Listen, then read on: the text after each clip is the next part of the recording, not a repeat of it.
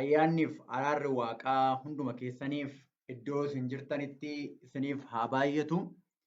Akkam jirtu nagaa keessanii sanbata gammachuu yeroo eebbaa guyyaa eebbaa isiniif haa ta'u warra boqonnaa sanbataatti seentanii jirtaniif warra ittiin seenneef immoo yeroo qophaa'ummaa gaarii isiniif haa ta'u jecha yeroo kanaa gabaabsinee mata duree tokko gooftaan keenya Yesuus Kiristoos ittiin qabee waan jireenya keenyaaf barbaachisu addumaan hafuura keenyaaf kan barbaachisu dubbii inni macaafa qulqulluu keessatti waa'ee isaa dubbate yeroo gabaabaa kanatti kan waliin ilaalu ta'a. Gara sanatti utuu hin seenin fuuldura garuu fuula Waaqayyootti haaluma nuuf mijateen dhiyaannee kadhata gabaabaa godhannee jalqabna hin kadhanna. Waaqarra isa jiraattu abbaa keenyaa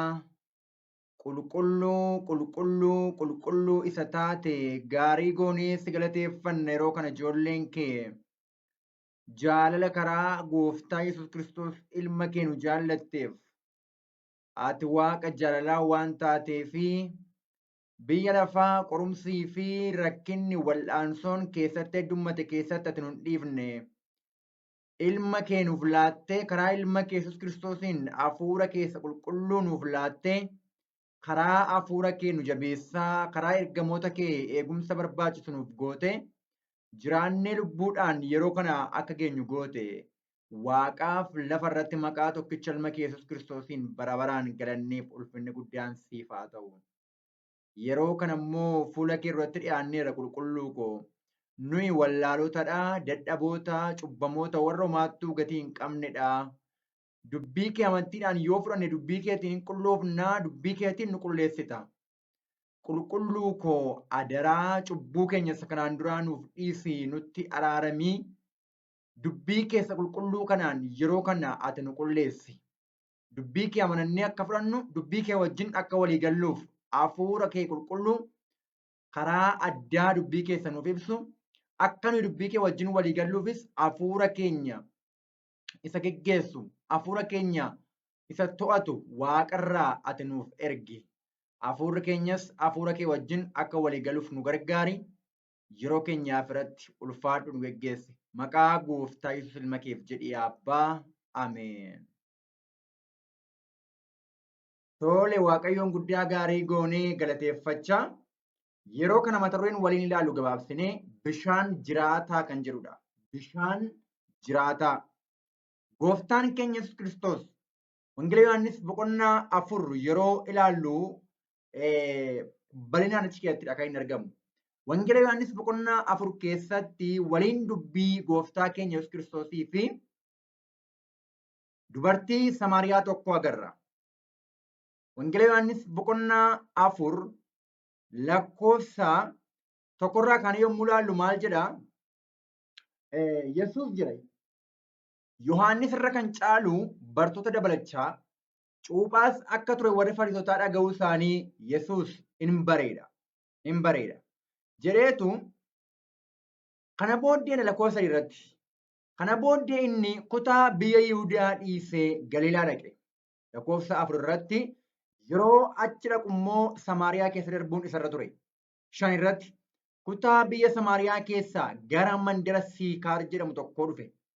Mandarichi lafa isa Yaaqoob ilma isaa Yoseef kennetti dhiyoodha.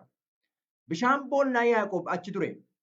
Yesuus karaa adeemaa oolee waan dadhabeef boolla bishaanii sana bukkee taa'ee yeroon isaas akka sa'aatii 6 ture jedha. Akka sa'aatii 6 ture jedha yeroon isaa. Tole yeroo sana lakkoofsa irratti maalidha? Dubartiin Samaariyaa tokkos bishaan waraabbachuudhaaf dhufte. Yommus Yesuus bishaan dhugaatii anaaf kenni jedhee ishee ittiin jedheedha. Dubartii Samaariyaadhaan maal jedhe Kiristoos dubartittii Samaariyaa sanaanii bishaan dhugaatii maal godhi anaaf kennii jedhee ishee gaafa isheetti hime. Maal jette isheen? Yeroo sana maal jette? Attamitti ati Yihuudii taate ana dubartii Samaariyaa bishaan dhugaatii gaafattaa ittiin jette. Jedha Macaafni Qulqulluun.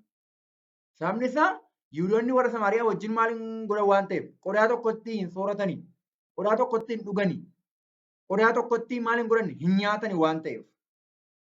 Kanaaf akkamitti na gaafatta jetti. Lakkoofsa 10 irraa kaanee xiyyeeffannee ilaalla. Lakkoofsa 10 irratti obboloota ko. Macaafni qulqulluun akkas jedha. Lakkoofsa 10 irratti.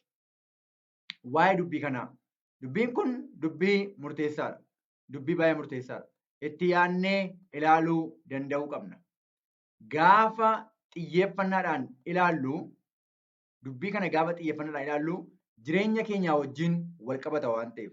Jireenya keenyaa wajjin sirriitti wal qabata waan ta'eef. Okay.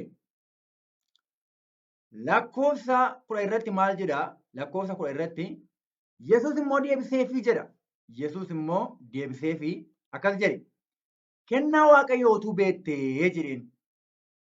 Amma obboloota koo xiyyeeffannaa guddaan kanadha. Kennaa Waaqayyoo utuu maal goote? Utuu beektee.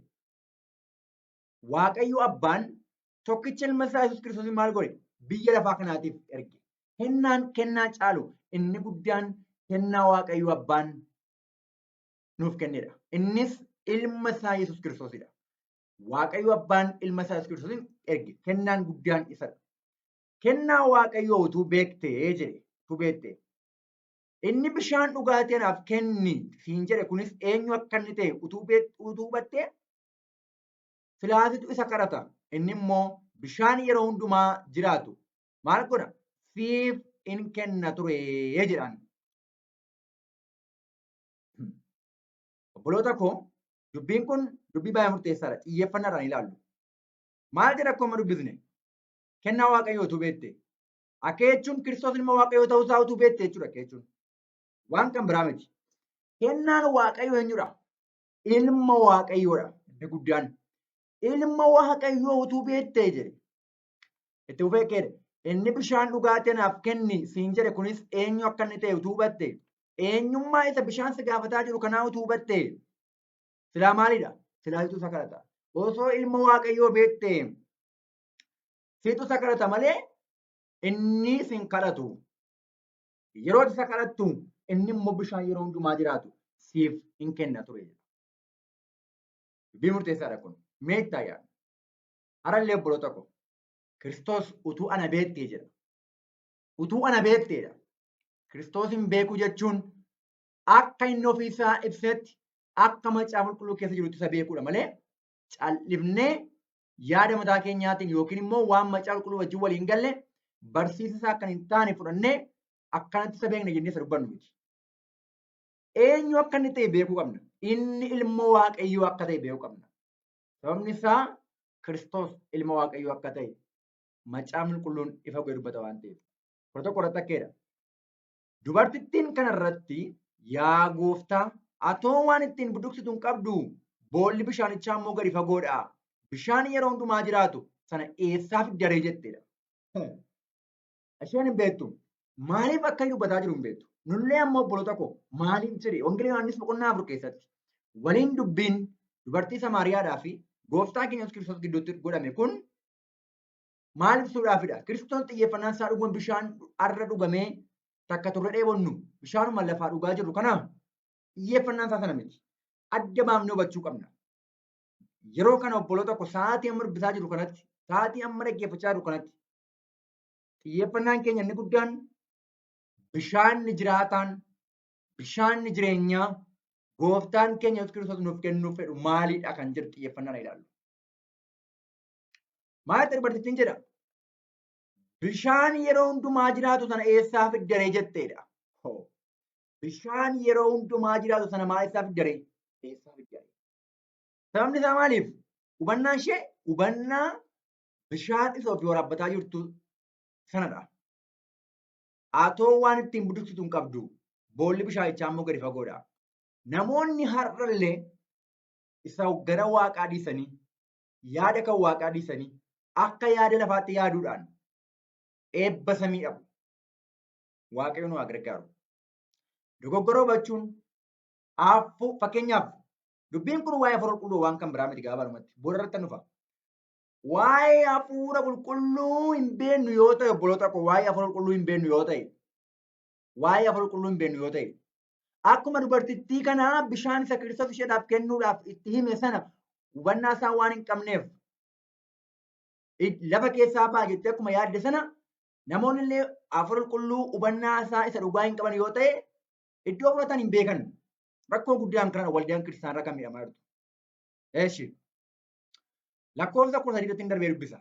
Akkeedha 13. Okay, 13 akkeedha. Yesuus immoo bishaan kanarraa kan dhugu hundinuu deebi'een dheebota jedheedha. Bishaan isa ishee waraabbataa jirturraa kan dhugu hin dheebota. 14. Bishaan isa ani kennuufiif jirurraa inni dhugu garuu bara baraan hin dheebotu. Ameen. Maqaan Waaqayyoo galateeffamu. Bishaan gooftaan keenya Yesuus Kiristoos kennurraa kan dhugu bara baraan hin dheebotu jedheedha. Bishaan isa ani kennuufiif jirurraa. Bishaan gooftaan kennuuf jirurraa. Isheen akkeedhaadha. Waa'ee isa ganaa kennuuf jiru dursee isheetti maara dubartii kanatti. Okay. Bishaan inni ani kennuufiif jiru isa keessatti burqaa bishaanii isa jireenya bara baraatiif burqu hin taa'u ittiin jedheedha. Waa'ee maa dubbataadha Kiristoos? Waa'ee bishaan isa lafaa kana dubbataadha? No. Waa'ee bishaan isa lafaa warra waraabbannee dhugnee uffata ittiin miiccannee ittiin qaama keenya dhiqannee ittiin babbareennu miti. Sababni isaa amma dhugnee booda dheebonna waan ta'eef, amma dhugnee booda dheebonna waan ta'eef waa'ee bishaan isa lafaa kanaa dubbataan turre. Kanaaf waa'ee maal ishee barsiisuu kaayyoon isaa? Waa'ee bishaan jireenya bara baraa isa kennuudha. Bishaan jireenya bara baraa kennuudha xiyyeeffannaan isaa. Kan inni itti himaa jiru waa'ee bishaan jireenya bara baraa namaaf kennuudha. Isa namni yoo irraa dhuge hin dheebonne, isa yoo dhuge ittiin jireenya bara baraa argatudha. Kiristoos irratti kan inni fedhu nuuf kan inni kennu barbaadu bishaan jireenya bara baraati. Bishaan jireenya bara baraa nuuf kennu barbaada obboloo tokko. Nu garuu fudhachuudhaaf qophaa'uudha. Maal fakkaanna? Isarraa fudhachuudhaaf eeggachaa jirra moo iddoo biraatii eeggachaa jirra? Gaaffii nama hundaa ta'uu qaba kun.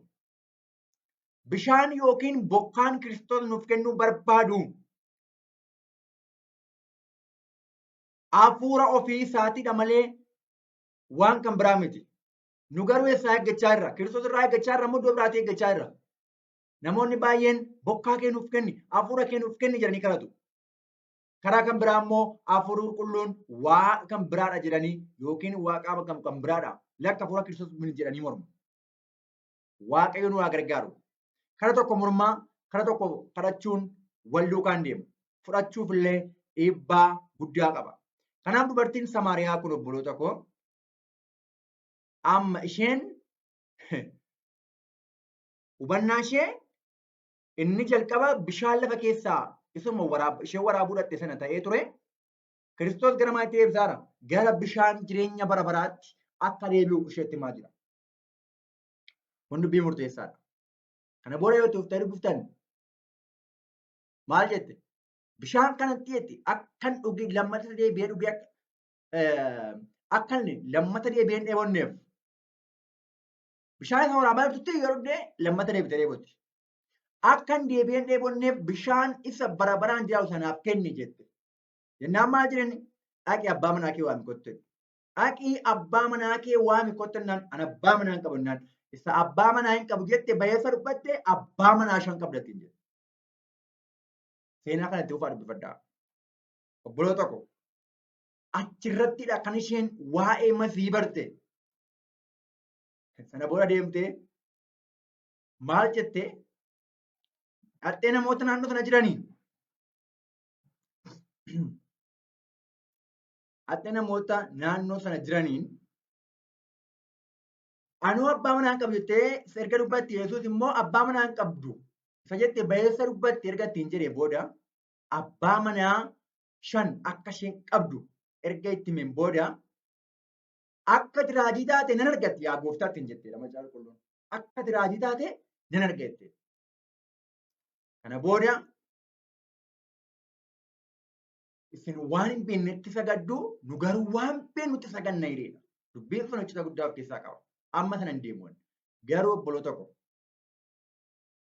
bishaanni jireenyaa inni Kiristoos isa ani kennuufiif jirutti kan dhugu deebi'een dheebotu jedhe suni maa inni?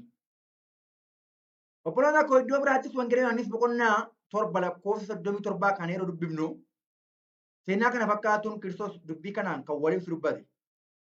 Wangeela Yohaannis 7:37 irratti akkeedha. 7:37 irratti.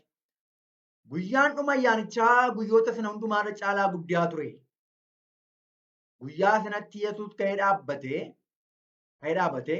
sagalee isaa ol fudhatee akkeedhe. Namni dheebote yoo jiraate gara koo haa dhufu haa dhugus. Namni dheebote yoo jiraate gara koo haa dhufu haa dhugus. Waa. Gara Kiristoos jedhannee dhunna. Kan dhunnu gooftaa keenya Yesuus Kiristoos irraa obboloota ko. Gooftaa keenya Yesuus Kiristoos irraa dhunna. Eeshi 8 irratti akkeedha. Namni natti amanu akkasuma haa godhu. Macaafni akkuma dubbate yaa'aan bishaan jiraataa garaa isaa keessaa hin burqa jedheedha. Ilaasitti maal jedha? Namni anatti amanu jedha. Dubbiin kun dubbii murteessaadha obboloota ko. Namni anatti amanu akkasuma haa godhu. Amma dubbii guddaan Kiristoositti amanuudha. Kanaaf dhagaarratti sila yeroo dubbifne wangeela Yohaannis boqonnaa 4 keessatti kennaa Waaqayyoo utuu beekte inni bishaan sakrataa jiru kun eenyu akka ta'e utuu beekte kan Kiristoos jedheef. Kiristoosiin beekuun murteessaadha. Inni ilma Waaqayyoo akka ta'e beeknee gaafa amannu gara eenyu dhanna? Gara Kiristoosiin dhanna. Maa jedhee? Namni dheebote yoo jiraate gara koo haa dhufu haa dhugus. Namni anatti amanu akkasuma haa godhu. Namni Kiristoos ilma Waaqayyoo ta'uusaa amanu gara Kiristoosiin dhaqee bishaan sana haa dhugu. Namni Kiristoos ilma Waaqayyoo ta'uusaa hin amanne garuu dubbiin kun waan biraa of keessaa qaba. Namni anatti amanu akkasuma haa godhu jedhe. Namni Kiristoositti amanu inni ilma Waaqayyoo ta'uusaa namni amanu gara Kiristoosiin dhaqee bishaan sana haa kadhatu. Namni ilma Waaqayyoo ta'uusaa hin amanne garuu maal hin godhin hin kadhatin jechuudha karaa kan biraa. Sababni isaa yoo Kiristoos ilma Waaqayyoo ta'uusaa hin amantu ta'e waan argattu hin qabdu jechuudha akka jechuun. Salphaadhumatti akkanaan wal qabata. Kanaaf maalidha? Macaafni akkuma dubbate yaa'aan bishaan jiraataa garaa isaa keessaa hin burqa jedheedha. Yaa'aan bishaan jiraataa garaa Kiristoos keessaa hin burqa. Namni hafuura kana fudhate illee hafuurri kun garaa nama hafuura sana fudhate keessaa burqa. Dubbii sagalee Waaqayyoodha. Akkaataa jireenyaa hundumaan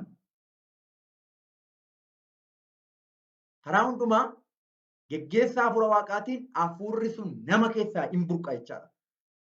Kiristoos keessaa hafuura gaafa fudhannu yaa'aan bishaan jiraataa garaa isaa keessaa hin burqa jedheedha. Kanaaf Kiristoos gara koo haa dhufu haa dhugu namni dheebote jedheedha. Wangeela Yohaannis boqonnaa 4 keessatti dubartittiidhaan bishaan isa ani kennuufiif jirurraa kan dhugu deebi'een dheebotu jedhee jedha. Asittis kan dheebote yoo jiraate haa dhufu haa dhugu jedheedha. Obboloota koo namoonni baay'een hin kadhatu. Hafuura qulqulluu nuu kenni jedhanii kadhatu. Haa ta'u garuu dubbii murteessaan eessaa akka argatanii fi akkamitti akka argatanidha wanti murteessaan. Sana yoo hin beekne homaa waan faayidaa qabu hin qabu akkamitti akka argatan illee waan hin beekneef fudhachuunsaa nama rakkisa. Rakkisaadha. Lakkoofsa dubbii irratti maal jedhee dubbii kana hiikee lafa kaa'eera. Inni dubbii kana waa'ee hafuura qulqulluu isa warri isatti amanan fudhachuuf jiraniif dubbate. Waa. Inni wangeela Yohaannis boqonnaa 4 keessattis bishaan jiraataa jedhee dubbate sun inni asittis namni dheebote yoo jiraate gara koo haa dhufu haa dhugu jedhee dubbate sunis waa'ee maaliitiifidha? Waa'ee hafuura qulqulluu isa warri isatti amanan fudhachuuf jiraniif dubbatedha. Ammas asirratti maalidha? Isa warri isatti amanan fudhachuuf jiraniif. Kiristoositti yoo hin amanne hafuura qulqulluu fudhachuu hin danda'amu jechuudha jechuudha. Maal amanna? Inni ilma Waaqayyoo akka ta'e tokko.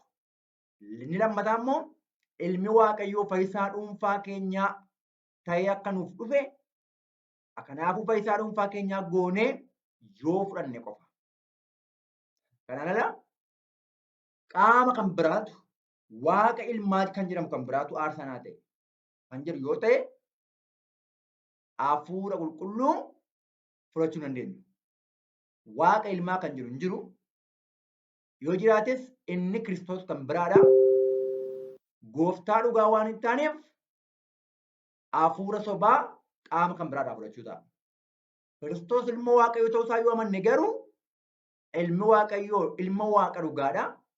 Hafuura isaa gaafa fudhannu hafuura dhugaadha jechaadha. Kanaaf maalidha? Isa warri isatti amanan fudhachuuf jiraniif dubbateedha. Warra isatti amanantu fudhata hafuura qulqulluu. Akkasumaan miti. Obboloota ko, dhimmi kun dhimma ergaa yeroo miti. Waa'een waaqummaa hin barbaachisu. Beekuun hin barbaachisu. Dhimma fayyinaa miti Oromoon yeroo baay'ee. Dhimma fayyinaa keessaayyuu dhimma isa guddaa nama ture tokko sanii gannu dhimma bokkaa booddeedha. Sababni isaa bokkaa booddee yoo hin arganne, hafuura qulqulluu yoo hin arganne maal ta'uu hin danda'amu? Iyya guddaa iyyuu hin danda'amu. Seenaa lafaa kanaa xumuruu hin danda'amu. Eechi bokkaa booddee yookiin hafuura qulqulluu akkamitti fudhanna? Warra isatti amanantu fudhata. Kanaafuu eenyu jedhanii isatti amanuu qabu ree? Waaqa inni isatti amanuu qabnaa? Dhugaadha. Haa ta'u garuu waaqa kallattiidhaan waaqa yommuu jennu waaqa ilmaadha yommuu jennu mee ifamatti hin dubbadha. Waaqa ilmaadha jennee yeroo waaqummaa isaa ol qabuudhaaf jecha waaqa ilmaadha jennee yeroo dubbannu galata hin qabnu. Galata waan argannu namatti fakkaata garuu galata hin qabnu. Eenyu jennee amanuu qabna? Inni ilma waaqa jiraataati yoo jenne dubbiin kana caalu hin jiru. Hafuura isaa nuuf kenna. Waan tokkichi waaqayyo abbaadha. Kiristoos ilma waaqa jiraata jennee gaafa amannu garuu kana kan inni fedhu. Eenyummaan isaanii dhugaan kana. Kana kan mormu inni mormituu Kiristoos isa abbaaf ilma ganu, abbaaf ilma mormuudha. Kiristoos masihii ta'uusaa Yesuus Kiristoos akka ta'e yookiin masihii akka ta'e namni mormu inni mormituu Kiristoosidha. Abbaan ilma isaa akka dibe, hafuura isaatiin akka isa guute, Kiristoos ilma waaqayyoo akka ta'e kan mormu inni mormituu Kiristoosidha. Namni akkasii hafuura mormituu Kiristoosiin fudhata. Akka jechuun hafuura seexanaa fudhata jechaadha. Hafuura Kiristoosiin fudhachuudhaaf garuu Kiristoos ilma waaqayyoo ta'uusaa amanuu qabna. Inni iddoo ulfina isaatti waan ol hin fudhataminiif hafuurri qulqulluun ammayyuu hin kennamne turedha. Kiristoos ulfina argachuu qaba.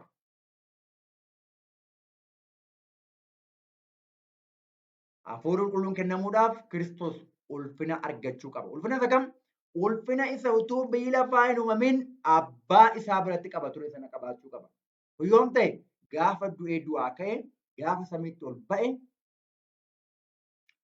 haqee ulfina argatee, ulfina isaa utuu biyyi lafaa hin uumamin abbaa isaa biratti qaba ture sanaan erga ulfina argate, abbaan erga ilma isaa ulfeesse jedheen booda safara malee hafuura qulqulluu abbaarraa fuudhee bartoota irratti dhangalaase. Kiristoos ulfeeffameera jechaadha. Har'allee Kiristoos irraa hafuura fudhanna jechaadha. Hafuura isaa eeggachaa jirtu. Bishaan jiraataa isaa eeggachaa jirtu. Bokkaa booddee eessaa eeggachaa jirtu. Waaqayyoon nu haa gargaaru. Iddoon eeggachuu qabnu inni guddaaniif tokkichi gooftaa keenya Yesuus Kiristoos irraa qofa ta'uu qaba. Kanaaf wangeela Yohaannis boqonnaa 20:22 takkeedha. Kana jechaa hafuura isaanitti baafatee maal jedhe? Hafuura qulqulluu fudhadhaa jedhedha. Itti baafatee hafuura qulqulluu fudhadhaa jedhedha. Hafuura qulqulluu itti baafatee yaan bishaan jiraataa garaa isaa keessaa hin burqanne jedhame sun hafuura qulqulluun isa keessaa ba'a jechuudha. Har'a namoonni ijuma jabaatanii maal jedhu? Lakki hafuura qulqulluu hafuura Kiristoos miti. Lakki hafuura waaqayyoo miti. Hin jenne macaafa qulqulluun hin jenne namoota tokko. No. Waan macaafa qulqulluu jiru obboloota koo jallisuu hin qabnu. Badiisaaf yoo ta'e malee gaarummaadhaan nuun qabaatu. Maaloo waan barraa'e koo barraa'e itti fudhannu. Waaqayyo immoo nu gargaara. Tokkoffaa Yohaannis 4:3 maal jedha? inni hafuura ofii isaatiirraa waan nuuf kenneef nu isa keessa innis nu keessa akka jiraatu hin hubannedha. Inni maal waan godheef hafuura ofii isaatiirraa waan nuuf kenneef. Waaqayyo hafuura ofii isaarraa ilma isaaf kenne, ilmi isaa immoo hafuura sanarraa nuuf kenne. Hafuura waaqarraa yommuu fudhannu keessa keenya ilma waaqaa qabaanna, abbaaf ilma qabaanna. Kanaaf Wangeela Yohaannis boqonnaa 14 lakkoofsa 23 irratti namni yoo ana jaallate jedha. Namni yoo dubbii koo dhagaye jedhe abbaan koo isa hin jaallate. Gabaabaadhumatti garumaatti maal jedhe? Aniif abbaan koo jedhe yookiin immoo nuti dhufnee iddoo jireenyaa isa bira hin godhanne jedhe. Abbaaf ilma qabaanna gaafa dubbii isaa amanannu hafuura isaarraa fudhanna jechuudha. Tiitoos boqonnaa 3 lakkoofsa 5 fi 6 akkeedha. 5 irratti Waaqayyo hojii nuyi qajeelummaadhaan hojjenneef utuu hin ta'in akka araara isaatiitti jedha Phaawulos. Dhiqannaa lammaffaa dhalachuutiin haaressuu hafuura qulqulluutiinis nu fayyise. Haaressuu hafuura qulqulluutiinis dhiqannaa lammaffaa dhalachuutiin. Dhiqannaa lammaffaa dhalachuu haaressuu hafuura qulqulluu kanaan nu fayyisedha. Lammaffaa dhalachuun kun isuma Wangeela Yohaannis boqonnaa 3 keessatti Kiristoos maal jedhe Niqoodimoosiin olii yoo dhalachuudhaa baate jedhe yookiin immoo yoo lammaffaa dhalachuudhaa baate namni mootummaa waaqaatti hin galu jedhe. Gasikee maal jedhe namni bishaaniif hafuura qulqulluutti yoo hin dhalanne mootummaa waaqaatti hin galu jedhe. Akeechumaa jechuudha. Hafuura isaarraa yoo hin fudhanne jechuudha. Lakkoofsa 6 Tiitoos 3:6 akkeedha. Hafuurichis isa inni karaa Kiristoos fayyisaa keenyaa arjummaadhaan nurratti maal godheedha? Dhangalaaseedha jedha. Kanaaf hafuurri sun hafuura waaqayyoodha. Lammaffaa dhalate namni kan jedhamuu danda'u yoo hafuura waaqayyoo fudhateedha. Abbaan ilma isaaf kenne Kiristoos irraa yoo fudhateedha namni. Yoo hafuurri qulqulluun sun Gooftaa Yesuus Kiristoos irratti dhangala'ee lammaffaa dhalate jedhama. Kan kana dhalaa hin dhalanne lammaffaa. Hin fudhanne hafuura dhugaa jechuudha. Kanaaf obboloota ko bishaan jireenyaa yommuu jennu Macaafni Qulqulluun yommuu dubbatu waa'ee bishaan jireenyaa yeroo dubbatu dubbiin dhugaan isaa waa'ee hafuura qulqulluudha. Isa Kiristoos nuuf kennu, isa Kiristoos keessaa burqu, isa fudhannee ittiin akkuma Kiristoos biyya lafaaf seexana waan lafaa kanaa hunda mo'e fudhannee jireenya lafaa kanaa moonuudha. Hubannaa dhugaa qabaannee jireenya bara baraatiif akka qophoofnu Gooftaa keenya keessa keenyatti simannee keessa keenya qabaannee isaaf amanamnee yeroo hundaa ulfina isaaf jiraannee hafuura isaatiin geggeeffamnee jireenya bara baraatiif akka qophoofnu Waaqayyo dubbii dhageenya nuuf haa eebbisu. Eebbifamaa jechaa irra deebi'ee sanbata gammachuu guyyaa eebbaa yeroo boqonnaa guyyaa gammachuu isiniif haa ta'u jechaa kadhata gabaabaadhaan walitti qabnaa hin kadhanna. Waaqarra isa jiraattu qulqulluu abbaa keenyaa galata addaan bahe ammallee qabannee fuula keetti dhiyaanna. Jireenya bara baraa argachuudhaaf, cubbuu mo'uudhaaf, akkuma ilmi kee itti jiraachuudhaaf, hafuura ilma keetiin guutamuun dirqama akka ta'e, bishaan jireenyaa, bishaan jiraataan ati nuuf kennu feetu waan kan biraa osoo hin taane hafuura kee akka ta'e nu barsiifteetta. Maqaa Gooftaa Yesuus ilma keetiin bara baraan galanni guddaan siif haa ta'u. Araraa dubbii kanaa wajjin walii galuu akka dandeenyu, dubbii kana amanannee fudhachuu akka dandeenyu, amanannee fudhannees hafuura keen guutamnee xuraa'ummaa lafaa hunduma isaa moonee, cubbuu lafaa hunduma isaa moonee jireenya bara baraatiif akka qophoofnu ati nu gargaari. Jaalalli kee jireenya keenya irratti haa raawwatu. Maqaa tokkicha ilma keetiif jedhii Abbaa. Ameen.